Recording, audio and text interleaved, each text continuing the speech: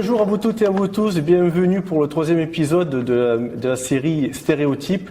Et on est dans un lieu exceptionnel, un lieu que j'adore, avec Jean-Luc Hall, fondateur du Musée des Sports. On est à Cruas, le Musée des Sports de Cruas en Ardèche.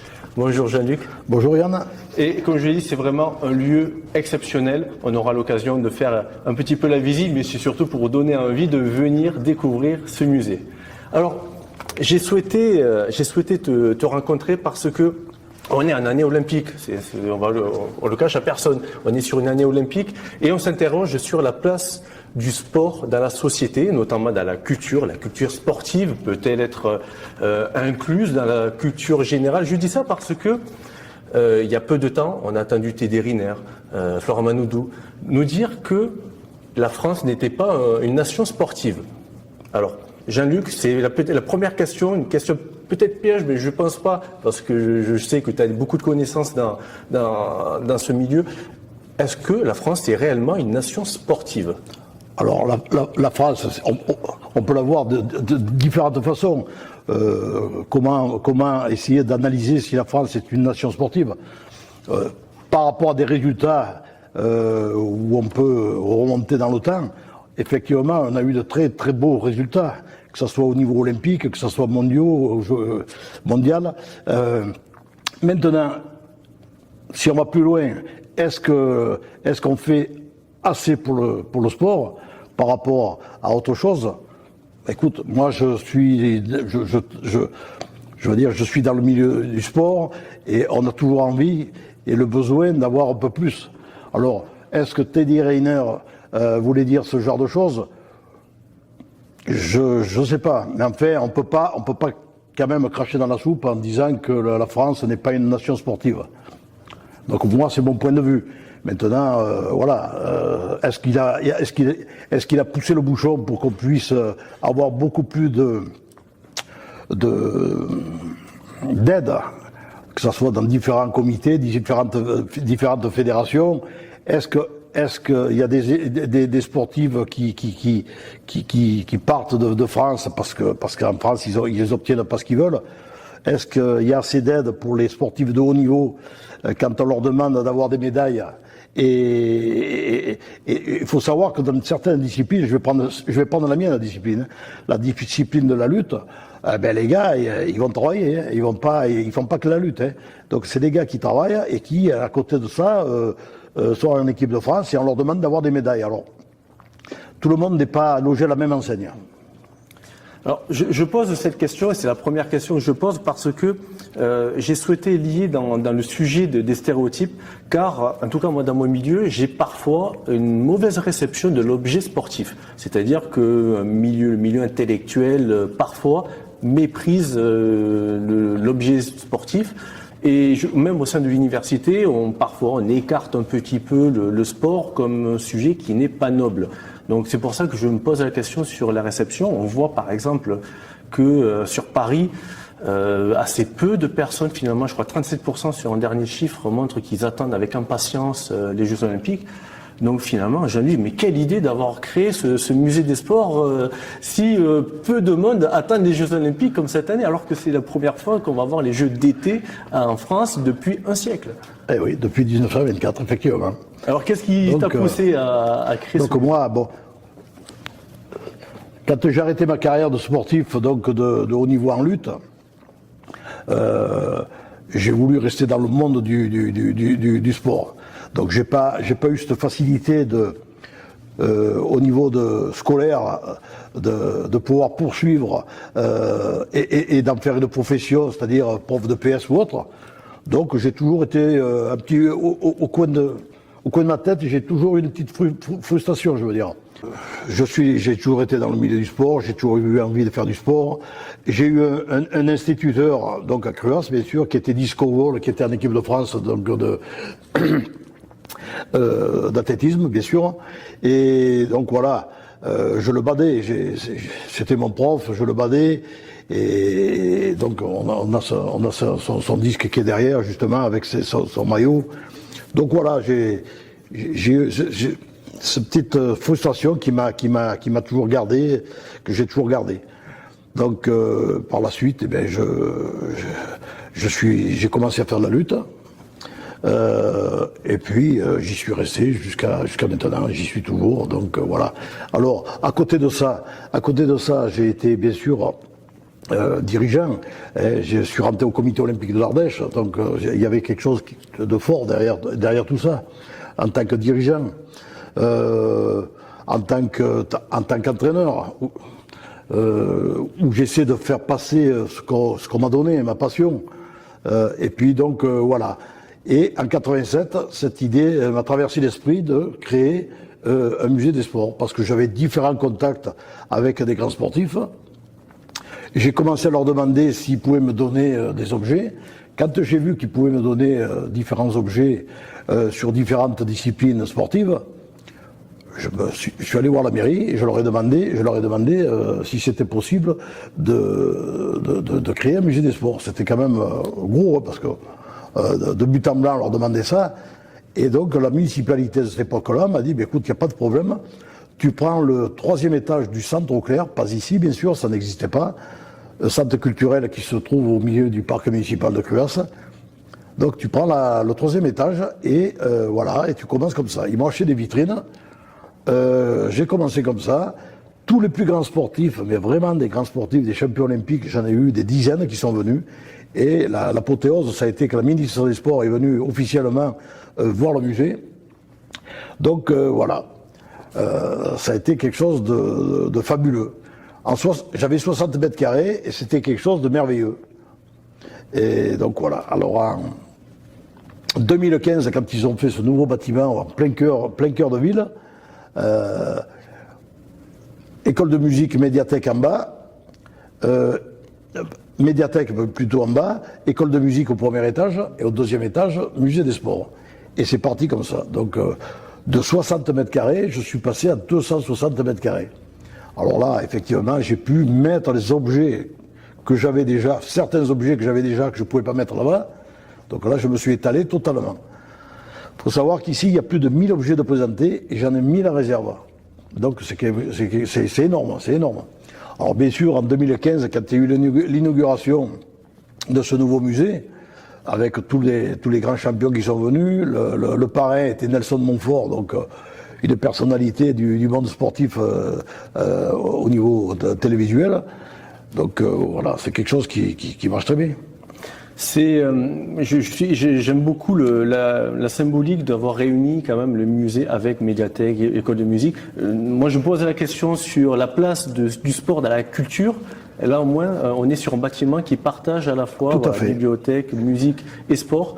Et en tout cas, félicitations à la municipalité d'avoir eu cette idée, d'avoir accueilli, parce que je crois que mes questionnements, en tout cas, ça me fait plaisir de voir des lieux qui répondent un petit peu favorablement à cela. C'est très bien ce que tu dis, parce qu'en 89, justement, la une d'un journal, qui est notre journal chez nous, le Dauphiné Libéré, je fais aucune pub, hein, mais avait le gros titre en première page avait été la ville de Cruas a réussi son pari, marier le sport et la culture. C'était exactement ça. On l'avait commencé là-bas, on l'a fait ici, et donc c'est quelque chose qui va ensemble. Sport et culture. Et le musée, c'est la meilleure garantie d'avoir un héritage. On parle beaucoup de l'héritage olympique, et bien l'héritage olympique, on le vit clairement ici au musée. Voilà, tout à fait, mais voilà, c'est un peu des retours que j'ai, c'est vrai, effectivement, tu as bien fait de le signaler, parce que moi je n'en parle pas spécialement quand je reçois du monde, mais effectivement, il y en a qui me le rappellent, c'est bien. Alors maintenant, on va parler un peu plus de toi au niveau du sport, parce que tu es ancien rugbyman, ancien lutteur. Donc évidemment, là, on est sur des sports de contact. Ce besoin de contact, c'est parce que tu aimes beaucoup les gens? Alors je suis tactile, moi, on m'a dit toujours tu es tactile, mais ça, les lutteurs le sont. Les rugbymen, je pense qu'ils le sont aussi, mais beaucoup les lutteurs, le monde de la lutte, c'est un peu ça. Dès qu'on parle à quelqu'un, on a tendance à le toucher. Bah. Donc ça n'avait pas de l'envie de plaquer violemment Non, absolument pas. Non, c'est ma façon de faire, de parler comme ça. C'est bien, on recherche le contact. Alors bien sûr, en lutte, on peut pas. C'est vraiment du contact. En rugby, c'est du contact aussi. Donc, ouais. Alors, la lutte, revenons sur la lutte, parce que c'est un sport éminemment historique. On retrouve des formes de lutte sur tous les continents, ça traverse l'histoire. Malheureusement, régulièrement, parfois, la lutte a été menacée d'être sortie, d'être exclue des Jeux Olympiques. Donc, comment expliquer que parfois la lutte est en mode un petit peu survie sur les Jeux Olympiques? Alors, pourquoi on a le livre qui peut le prouver ici, hein. Ça a été un peu le départ de tout. Au départ, on retrouvait l'athlétisme, on retrouvait la lutte, hein. Donc, effectivement, à un certain moment, ils ont voulu essayer d'enlever la gréco. Alors, j'arrive à le comprendre parce que moi, je suis un lutteur de gréco. J'ai fait la lutte libre aussi, parce que quand on est lutteur, on fait les deux. Hein. Mais après, on se spécialise dans une discipline. Donc j'étais un lutteur de gréco. Le lutteur de gréco, on lutte que sur le haut du corps, selon la morphologie qu'on a, je veux dire. Voilà. Pour les non-initiés, c'est la lutte gréco-romaine. La lutte gréco-romaine. Ouais.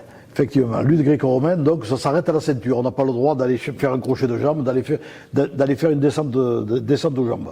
Et donc, effectivement, c'est moins spectaculaire lors des grosses compétitions, que ce soit les Jeux Olympiques, les championnats du monde ou autres. La lutte libre, c'est un peu plus rapide. Les gens sont un peu plus, je veux dire, ils descendent sur les jambes. Voilà, c'est sur tout le corps. Donc à un moment donné, ils ont essayé d'enlever la gréco-romaine. Bon, est-ce que c'est que partie remise? Je ne le sais pas, mais pour le moment, ça existe encore. Alors, en tout cas, parce que moi je suis spécialiste du mixed martial arts, le MMA, et on constate que ce qui fait la force de beaucoup de nations fortes du MMA, c'est la base de lutte. Ouais. Voilà, les lutteurs, que ce soit américains, des lutteurs russes, du Daghestan, du Nord-Caucase. Voilà, on retrouve à peu près au Japon, les grandes luttes aussi au Japon, on retrouve ce point commun sur de nombreuses cultures sportives. Et s'ils sont aussi forts en MMA, c'est parce qu'il y a la lutte en base. Moi, ça me fait énormément plaisir, mais Yann, lorsque tu as sorti ton livre, qui est merveilleux, mais je veux dire, on en avait parlé aussi. Mais moi, au tout début, quand le MMA n'était pas autorisé en France, on commençait à le voir à la télé, donc bien sûr j'ai été intéressé de regarder le MMA. Et effectivement, il y a quelque chose qui manquait au début, c'était les bases de la lutte. Mais ça, c'était flagrant. Moi, je le ressentais, ça. J'ai dit, c'est pas possible. Le gosse, il fait une descente aux jambes, il le crochette, il l'amène au sol, il le bloque. Et donc voilà. Et j'ai eu des grands sportifs qui ont eu des titres de champion du monde de kickboxing et tout, qui sont venus à Cruas, qui sont venus chercher des techniques de lutte de corps à corps pour finaliser le combat, je veux dire. Effectivement, c'est vrai. Et si vous ne croyez pas, écoutez, je vous invite à aller voir une des vidéos que j'avais postées sur ma chaîne YouTube où je fais le recensement de tous les médaillés olympiques qui ont basculé à MMA, et c'est la lutte qui est le plus gros vivier de médaillés de lutte. Hein, parce que si je fais sur tous les lutteurs qui sont à MMA, la liste serait énorme, mais au moins juste sur les médaillés, c'est la lutte qui a le plus gros vivier de champions à MMA. Ouais. C'est vrai. Alors, après, voilà, j'avais parlé de ça. Donc, maintenant, ce que je te propose, c'est de faire, voilà, une petite présentation de quelques objets de ton choix, qui te semble, voilà, qui a de l'histoire, parce que je vais vous faire une petite confidence. J'ai eu la chance de pouvoir visiter le musée olympique de Lausanne, de Montréal, de Sydney et Cruas. Et je peux vous dire qu'ici, il y a de l'histoire. Il y a beaucoup d'histoire. Tous les objets ont une histoire. Là où parfois, dans d'autres musées, c'est un petit peu noyé et c'est un petit peu sans âme, sans vouloir trop critique. Mais ici, il y a de l'histoire. Donc, je vous invite à nous suivre et à voir quelques objets. Et si vous voulez plus, eh bien, écoutez, direction Cruas, vous pouvez venir. Vous pouvez prendre rendez-vous d'ailleurs avec Jean-Luc Val, et vous aurez une visite guidée. Et je crois que c'est entrée libre. Entrée libre, gratuite. Et entrée libre. Donc voilà, vous n'avez aucune raison de ne pas venir. Allez, on se retrouve dans le musée. Merci Jean-Luc déjà pour cette première partie. Merci à toi. Merci, c'est gentil.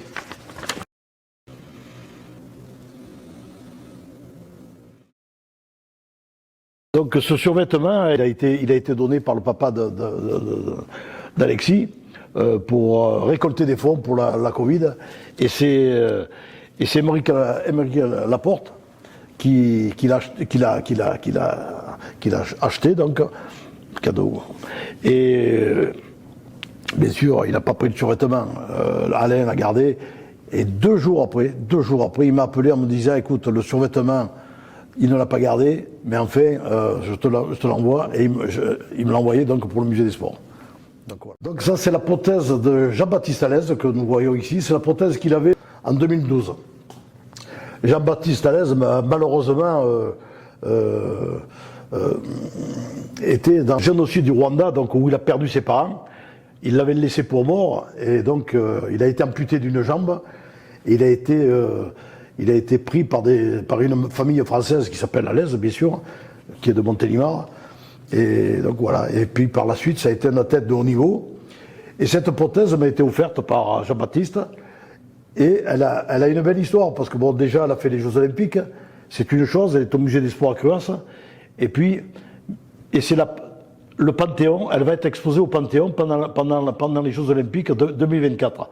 Donc c'est un choix du Panthéon qui l'a vu sur le site et qui me l'a demandé. Donc je vais l'amener donc au Panthéon pour l'exposition de juin à septembre. Et d'ailleurs, si on observe bien, donc il y a bien les anneaux olympiques, puisque bon, il a participé aux Jeux paralympiques, mais il a mis les anneaux olympiques sur sa prothèse. Voilà, donc dans la vitrine où il y a différents objets sur les Jeux Olympiques à différentes époques, hein, que ce soit des mascottes, que ce soit des objets, quelque chose qui me tient particulièrement à cœur, je veux dire que c'est quelque chose d'exceptionnel. C'est le programme des Jeux Olympiques, donc des Jeux de Rome. Rome en 60, bien sûr. La personne qui m'a donné ça, il avait 17 ans à cette époque-là. Son papa était juge arbitre pour les Jeux Olympiques. Il avait amené son fils donc en VIP. Et en VIP, soudainement, il voit arriver à côté de lui Jess Owen. Et il n'avait que le programme des Jeux Olympiques sous la main. Donc il a tendu à Jess Owen. Et Jess Owen lui a dédicacé. Donc voilà, c'est quelque chose de merveilleux. Parce que Jess Owen, il faut savoir que bon, il a gagné quand même les 4 médailles d'or en 36 à Berlin. C'est une légende de l'athlétisme. Donc voilà. C'est quelque chose de merveilleux. C'est qu'un programme, mais avec une dédicace qui est extraordinaire. Donc voilà, ça c'est la torche donc du centenaire 1996 d'Atlanta, Athènes, 1996 Atlanta. Une torche du centenaire qui a été offerte à différents médaillés des Jeux Olympiques. Et mon mentor, donc Daniel Robin, qui a été mon entraîneur et qui a été 2 fois vice-champion olympique et champion du monde, qui était conseiller technique régional donc du Dauphiné-Savoie. Il était allé à Athènes, on lui avait offert cette torche que j'ai dans les mains. Et malheureusement, Daniel est décédé, maintenant ça va faire à peu près 8 ans. Et Alexis, son fils, savait qu'on était très amis. Et donc il m'a envoyé la torche donc que Daniel avait eue à Athènes. Et donc pour moi c'est quelque chose de merveilleux. Déjà l'objet est merveilleux, mais de la part du fils de Daniel, c'est quelque chose de grandiose. Donc voilà le sac qu'on peut appeler un sac collector. Hein. C'est un sac que j'ai échangé avec mon vis-à-vis. Donc Nazevich qui est à côté de moi donc sur la photo. C'était au championnat du monde, donc je lui ai offert mon sac et il m'a offert le sien. Un sac qui est merveilleux parce que ça, ce sigle, on ne le retrouvera plus. Et voilà. Et il m'avait fait comprendre à cette époque-là, parce que c'était donc dans les années 86, 87, il m'avait fait comprendre qu'il avait besoin de magazines ou de... Alors je ne comprenais pas le pourquoi. Et en fin de compte, tous ces magazines où on retrouvait des publicités d'habits, de différentes choses, c'était pour que leur maman, leur sœur ou leur femme refassent justement ce qu'ils retrouvaient dans ces magazines. Donc voilà. Alors, le championnat d'après, je suis parti avec tout un tas d'albums ou de magazines pour lui l'offrir.